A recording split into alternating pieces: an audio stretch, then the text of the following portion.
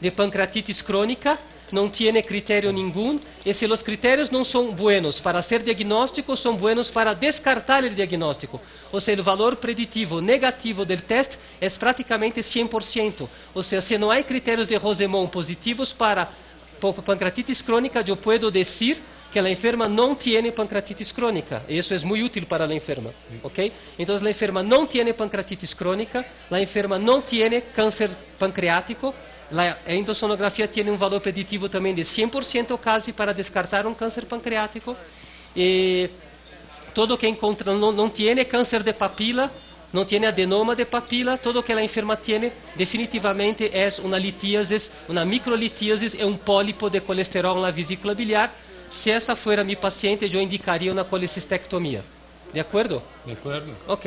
Entonces, si no hay, yo voy a sacar el aparato.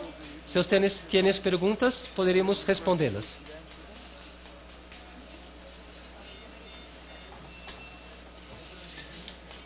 Hay una pregunta, Fauce. Gracias a usted. ¿Esta paciente tendría Gracias, alguna indicación de hacerle esfinterotomía? Grazie mille. Grazie a te anche per la bella lezione. Veramente. Fauce, ¿Perdón? ¿esta paciente tendría Sí. alguna indicación de esfinterotomía? Pregunta el público, dado que tiene microcolelitiasis. Que si quieres mirar la cámara. Ok. Perdón, sí, no, la enferma no tiene indicación de papilotomía, de esfincterotomía, porque no hay cálculos en la vía biliar. Los cálculos están solamente en la vesícula biliar. Si los cálculos tuvieron en colédoco, en la vía biliar principal, ahí sí habría una indicación de colecistectomía. Creo que la pregunta es de una confusión. El enfermo que tiene pancreatitis aguda, está en curso de pancreatitis aguda, si debemos hacer una papilotomía endoscópica. Vamos supor que esta enferma está ahora en pancreatitis aguda. En este momento, en pancreatitis aguda, y hacemos la ecoendoscopia. La ecoendoscopia nos enseña exactamente lo que vimos. Colédoco fino, no hay cálculos y vesícula con sospecha de cálculos. Yo no haría la papilotomía, no está indicada la esfincterotomía. Tampoco en la crisis de pancreatitis aguda, tampoco ahora que la enferma está fuera de la pancreatitis aguda. La indicación aquí es de una colecistectomía. Punto. Punto final. Bueno, muchas ¿De gracias, acuerdo? Fauce. Muchas gracias. Pasamos a la sala del A doctor ustedes. Michel. Gracias. Gracias. Audio para la Gracias, sala gracias. 2 Gracias. del doctor Michel. ¿Me escucha? Sí, te escuchamos, Michel. Ahí te hemos Sí, estado ¿puede viendo. escucharme? Cuéntanos. Ok. Entonces estoy al fin de mi túnel ahora. El fin del túnel, como podemos ver aquí, acabo de hacer una miotomía de la circularis. Podemos ver la longitudinalis aquí a la derecha, la fibra aquí. Podemos ver que estamos verdaderamente al fin del túnel.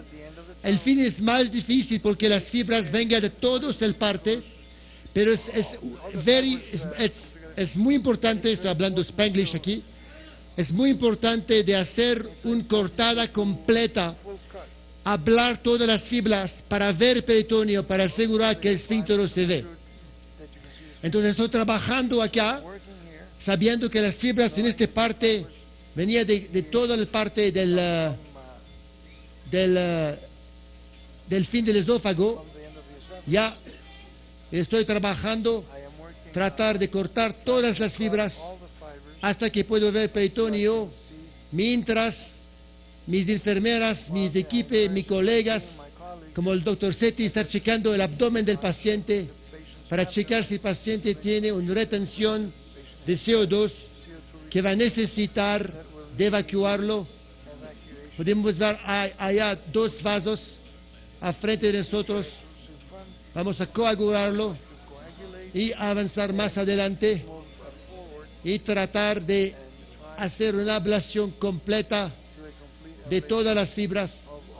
Pero estamos trabajando en un túnel muy chiquito, relacionado que estamos muy próximos de la junción esogástrica, y también que tenemos una fuga de CO2 importante. Eso refuerza la importancia de la técnica y de tener, si posible, especialmente cuando tiene un caso difícil, un generador que está dedicado a la endoscopía, pero creo que ya estamos casi al fin de este túnel. Voy a utilizar más coagulación para hablar cualquier fibra que se queda hasta que puedo ver peritoneo. Hay todavía algunos músculos por aquí. Aquí. Aquí.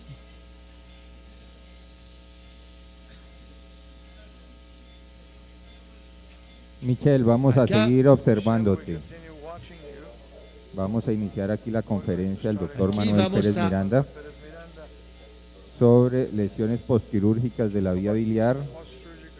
Es una conferencia que estaba pendiente desde el día anterior y que los cirujanos, sobre todo, han solicitado que se realice.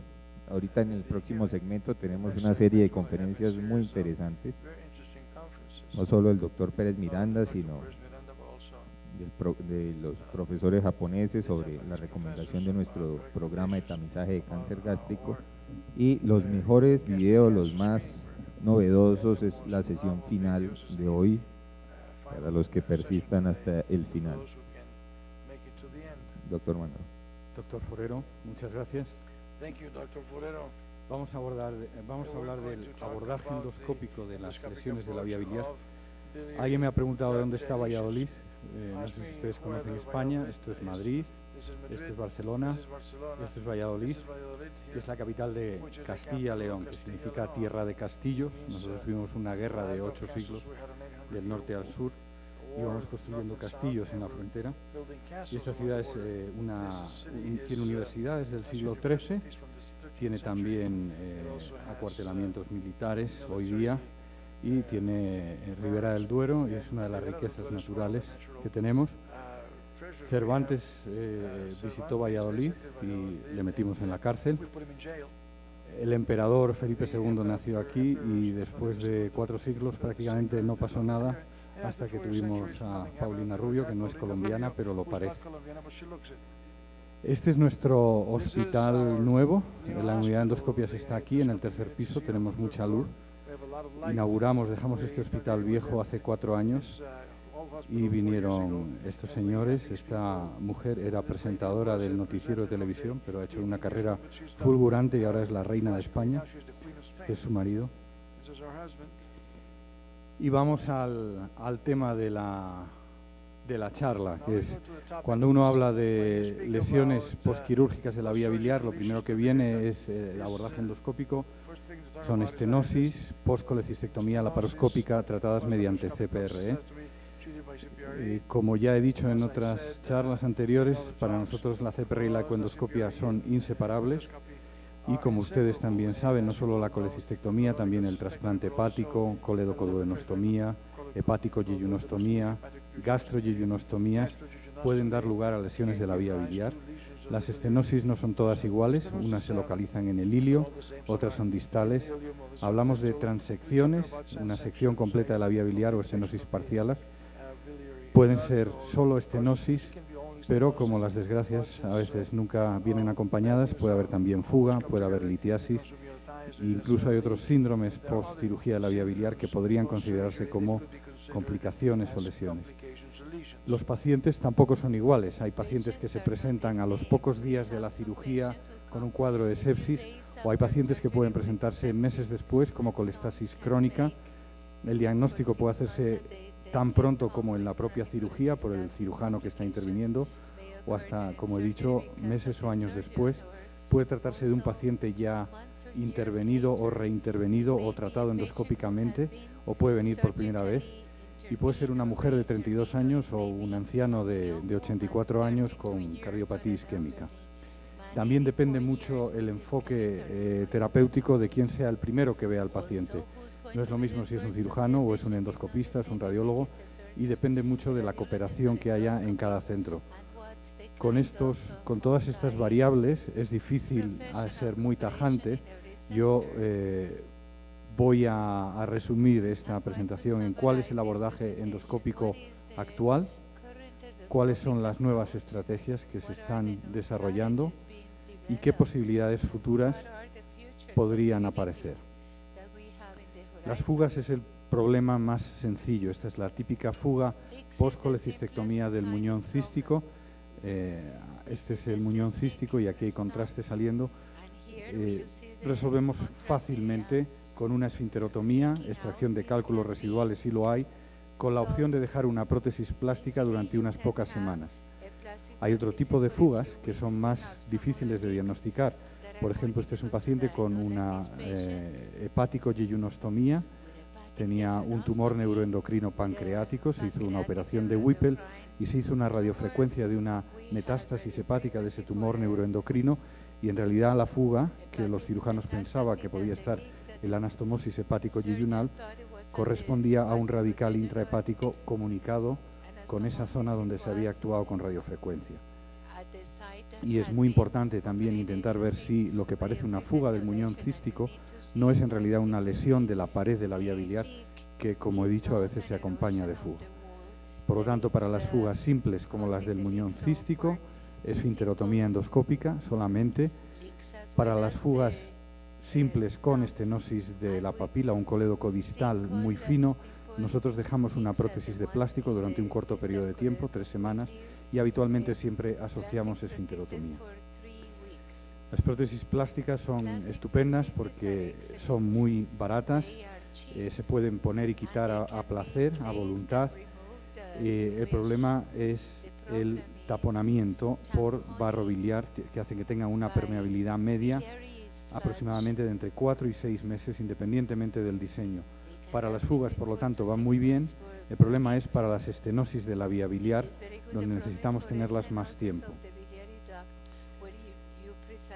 Hay fugas que no se resuelven con prótesis de plástico. Este es un estudio muy interesante de un centro de trasplante de Portugal, en Lisboa, donde utilizaron prótesis metálicas cubiertas temporalmente, logrando un cese del débito de los drenajes externos de forma mucho más precoz que con las prótesis plásticas y en todos los casos por comparación con las prótesis plásticas. Por lo tanto, prótesis metálicas cubiertas son una estrategia de rescate para el tratamiento fallido con esfinterotomía y prótesis plásticas de las fugas biliares. Vamos a pasar a hablar ahora de las estenosis de la vía biliar.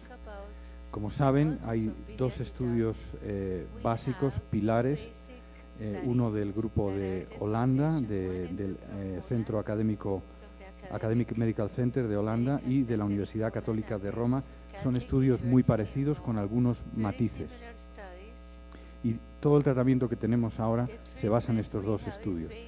El estudio de Ámsterdam tiene un protocolo terapéutico en el que los pacientes eran sometidos a recambios periódicos de prótesis plásticas durante un máximo de 12 meses y con un máximo de 2 stents.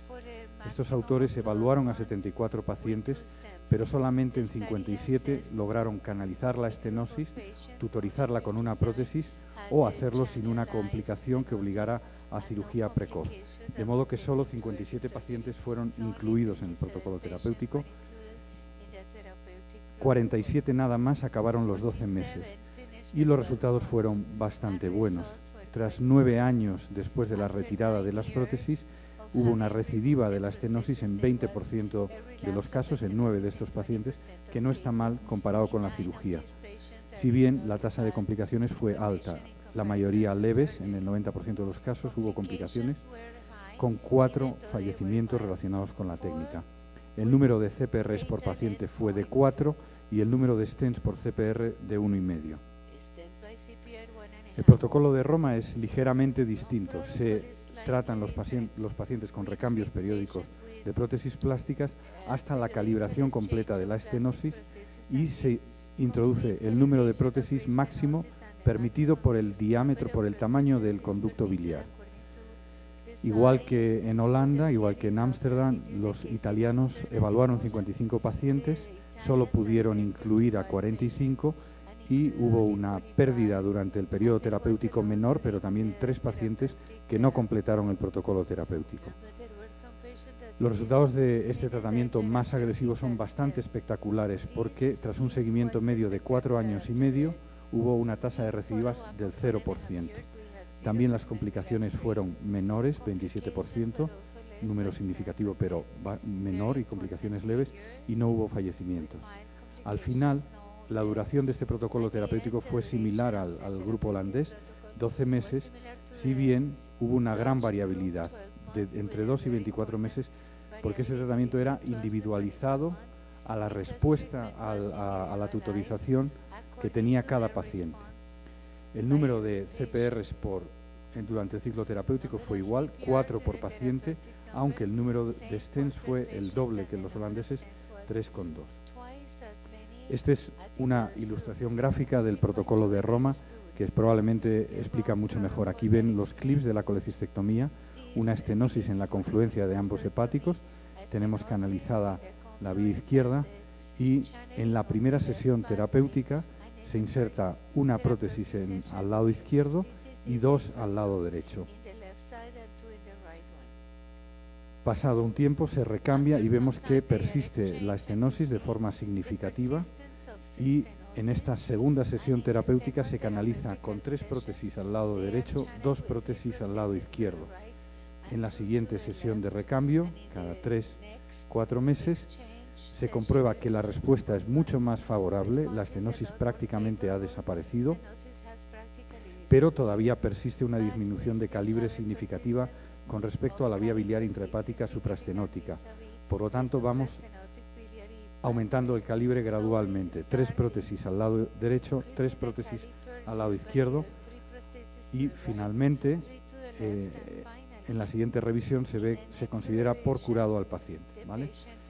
Los dos protocolos son muy parecidos y cabría preguntarse si esta diferencia en la tasa de recidiva se debe a que el seguimiento es mucho más corto, 4 años y medio frente a 9 años y medio. Bueno, la respuesta a esa duda la tenemos hace 5 años en un estudio de seguimiento ultra largo de los italianos, donde vemos que efectivamente a más de 10 años de seguimiento hay una tasa de recidiva del 11%, la mitad que la de Ámsterdam. Hubo 4 pacientes que recidivaron. Si tienen alguna duda se lo pueden preguntar al doctor Domenico Galasso, que está aquí con nosotros. En realidad está de autor senior, aunque sospecho yo que el que hizo todas las llamadas telefónicas de seguimiento fue él, y en lugar del doctor Costamaña, que figura como primer autor. Si los italianos pueden ser agresivos, los holandeses también pueden serlo, no solo en el terreno de juego, sino también en el tratamiento de las estenosis biliares. Y de hecho, la estrategia del Grupo de Roma es hoy el estándar. Si se fijan, siempre que se utilizan más de 3 prótesis, nos acercamos a un 80-90% de tasa de resolución. Es decir, los resultados del protocolo de Roma se han reproducido en muchos otros hospitales, de modo que hoy podemos considerar que este es el paradigma actual en lugar de la hepático-yeyunostomía. Prótesis, retirada, recambio, hasta la calibración completa de la estenosis. Número máximo de prótesis plásticas. ¿Es mejorable esto? Por supuesto que es mejorable. Tenemos de entrada la necesidad de múltiples CPRs con la morbilidad y los costes asociados. Hay estenosis que después de hacer 3-4 CPRs no ceden, no se calibran. Hay también durante todo este tiempo pacientes que abandonan el tratamiento o médicos que ante una complicación deciden enviar al paciente a cirugía.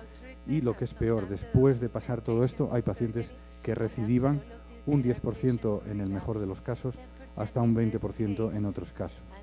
Entonces, la idea sería, podemos utilizar prótesis metálicas desde que tenemos prótesis metálicas recubiertas. Estas prótesis no se incrustan, no se producen una reacción hiperplásica y, aunque son más caras y pueden migrar, podrían lograr una calibración tan eficaz como 9 prótesis plásticas a la vez. Y la idea sería esta. Aquí ven otra vez los clips de la colecistectomía, dilatación de la vía biliar, como siempre en las lesiones post-colecistectomía, muy cerca de la confluencia, y aquí, solapándose con el muñón cístico, una zona de menor calibre. Tutorizamos con una prótesis metálica cubierta. A los 3 meses llamamos a la paciente y fíjense cómo esa zona de estenosis ha desaparecido y ya tampoco hay dilatación. Eso sería 2 sesiones de tratamiento, una para poner, otra para quitar, 4 meses, problema resuelto. Esta es la hipótesis y el sueño dorado del tratamiento endoscópico. Los primeros en evaluar esta hipótesis en un número suficiente de pacientes fueron el doctor Cajalé y el doctor Jayton de la Universidad de Virginia, y en 79 pacientes lograron tasas de respuesta muy alta en poblaciones de pacientes tradicionalmente muy refractarias al tratamiento endoscópico, como la pancreatitis crónica, donde lograron éxito en 19 de 22, o pacientes con trasplante hepático. Y de estos 67 pacientes en que llegaron a la retirada del stent, lograron extracción en 65 casos, resolución de la estenosis en el 90%, sin recidivas tras un seguimiento de 12 meses. Como saben, este estudio, como se ha comentado ya en este congreso, hay un estudio multicéntrico norteamericano con 112 pacientes. La mayoría son pacientes con estenosis postquirúrgicas, casi todos con trasplante hepático, en el que se ha comparado de forma prospectiva y aleatoria la inserción de múltiples prótesis plásticas con prótesis metálicas. Y lo que se ha encontrado es que cuando se utilizaban prótesis metálicas cubiertas, la resolución de la estenosis ocurría mucho más precozmente que cuando se utilizaban prótesis metálicas, y el número de CPRs era significativamente menor. Con los stents metálicos, 2 frente a 3,2 de